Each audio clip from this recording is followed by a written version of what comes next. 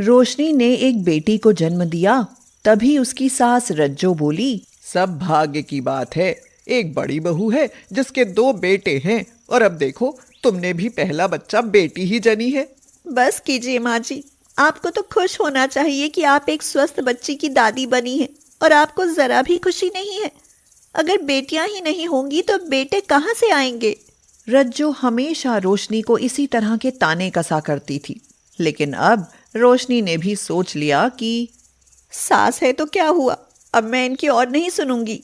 रोशनी का पति बिजली घर में काम करता था। एक दिन काम करते हुए उसे बिजली ने पकड़ लिया और वहीं उसकी मौत हो गई। हे भगवान, ये तूने क्या किया? मेरा बेटा चला गया। मेरा तो बुढ़ापा है, बड़े बहू और बेटे के साथ काट लूंगी, मगर रोशनी अब अपनी बेटी को लेकर कहाँ जाएगी? भरी जवानी में इसे बेवा बना दिया। जाने कौन घड़ी में बेटी के पैर पड़े कि पिता का साया ही सिर से उठ गया। माँ जी, जो होना था सो हुआ, लेकिन इस तरह की बातें करने की जरूरत नहीं है। बिजली का पकड़ना यह एक दुर्घटना थी, लेकिन इसका जिम्मेदार मेरी बेटी कैसे हो सकती है? और मैं कहाँ जाऊंगी? यही रहूंगी अपनी बेटी के साथ अपने घर में। रज्जो रोते हुए अपनी छाती पीटने लगी। कई दिन बीत गए। रोशनी अपने पति को याद करके रोने लगी और अपनी बेटी निहारिका से बोली, तुम चिंता मत करना मेरी बच्ची, कोई कुछ भी कहे लेकिन तुम्हें कभी कोई तकलीफ नहीं होने दूंगी।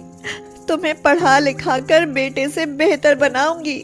अरे कोई देखो इसे, मेरा तो जवान बेटा चला गया और ये अपनी बेटी को मेरे पोतों से ज्यादा पढ़ाने लिखाने के सपने देख रही है।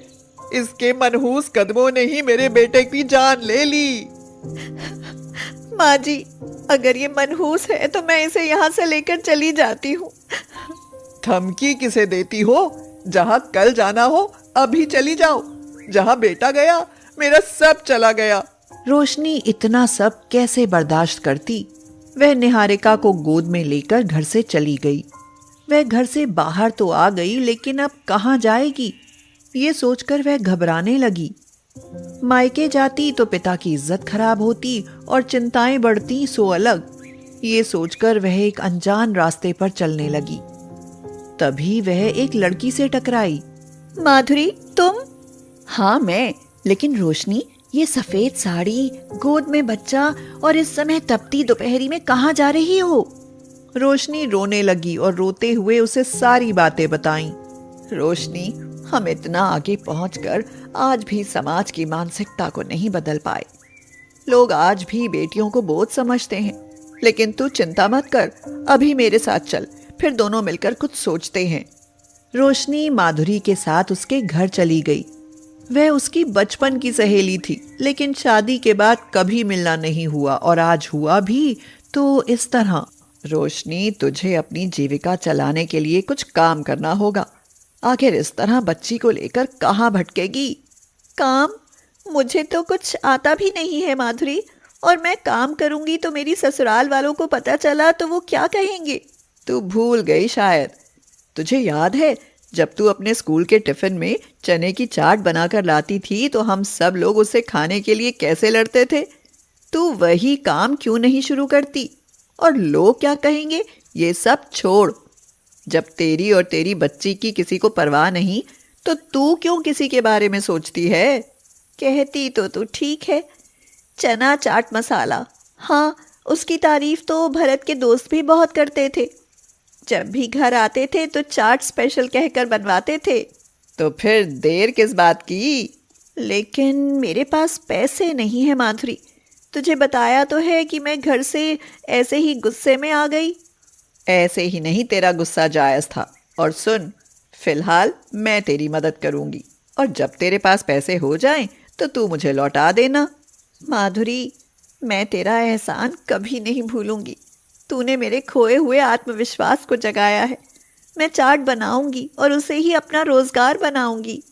अगले दिन रोशनी ने माधुरी की मदद से चाट बनाने के लिए थोड़ा सामान, बर्तन और एक ठेला खरीदा जिस पर वह चाट बेच सके। रोशनी ने चाट बनाई और फिर ठेले पर चना चाट मसाला बनाकर बेचने लगी। चाट ले लो, चना चाट मसाला, खाते ही मन को कर दे मतवाला, चना चाट मसाला। तभी कुछ आते जाते लोग उसके पास इकट्ठे हो गए और बोले, कैसी दी है चाट? 20 रुपए की प्लेट है भाई साहब।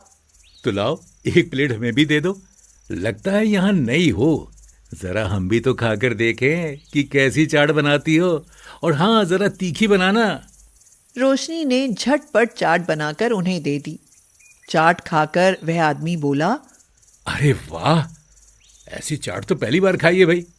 हमें तो लगा कि कोई लो क्लास चाट होगी, लेकिन तुमने तो बड़ी दुकान वालों की चाट को भी मात दे दी। जी आप खाइए और लोगों को भी बताइए।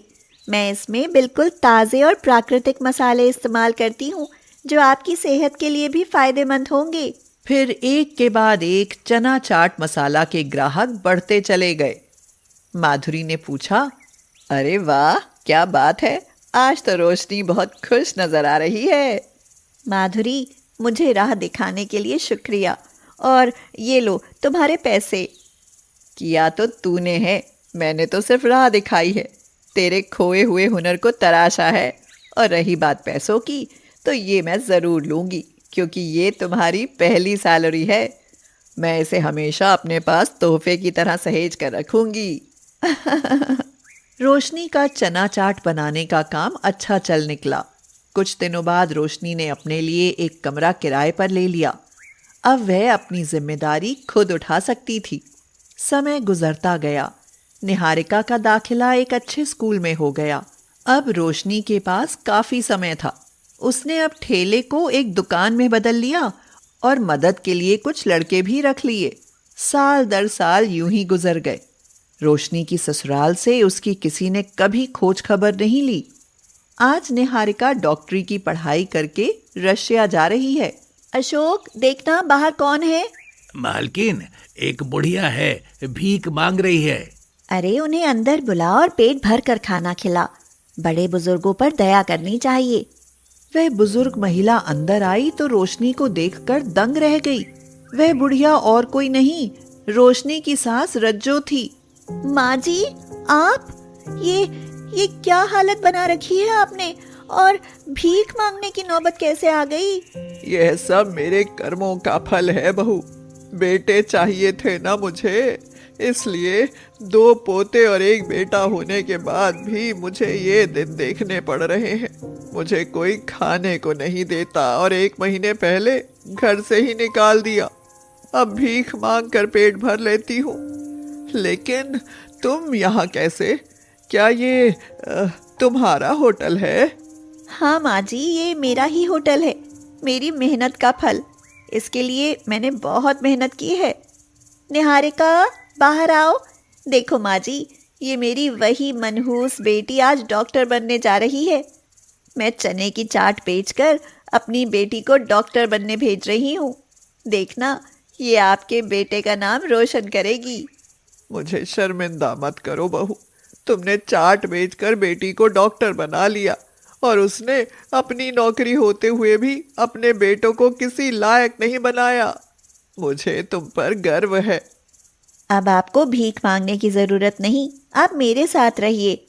कुछ सालों बाद, माँ, आप एक डॉक्टर की माँ हो, अब आपको चना चाट बेचने की जरूरत नहीं है। बेटी, तुम शायद ये भूल गई कि एक चना चाट वाली ने ही तुम्हें डॉक्टर बनाया है। इसलिए मेरा काम मेरी पहचान है, और तुम अपनी पहचान अपने काम से बनाओ। सॉरी माँ, मुझे भी एक चना चाट वाली की बेटी होने पर गर्व है। अब मैं ऐसा कभी नहीं कहूँगी। रोशनी ने निहारिका को गले से लगा लिया।